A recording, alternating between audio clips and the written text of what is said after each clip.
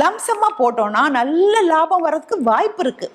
ஏன்னா bottom market இதுதாங்க என்னோட பல வீடியோஸில் சொல்லிட்டு இருக்கிறேன். Lump sum gives huge profit.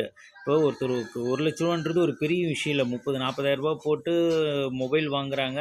ஒரு 1 lakh நீங்கள் ரெடி பண்ணுறதுன்றது ஒரு மேட்ரே கிடையாது. 1 lakh நீங்கள் லம்சமாக இன்வெஸ்ட் பண்ணும்போது உங்களுக்கு huge return 5 to 10 times profit வந்து லம்சமாக மியூச்சுவல் ஃபண்டில் இன்வெஸ்ட் பண்ணும்போது கிடைக்குது. இதே நீங்கள் எஸ்ஐபி நானும் போடுறேன்னு சொல்லி 1000-2000 நீங்கள் இன்வெஸ்ட் பண்ணிட்டே வந்தீங்கன்னா ஆவரேஜ் காஸ்ட்டு தான் கிடைக்கும். Double the amount or triple.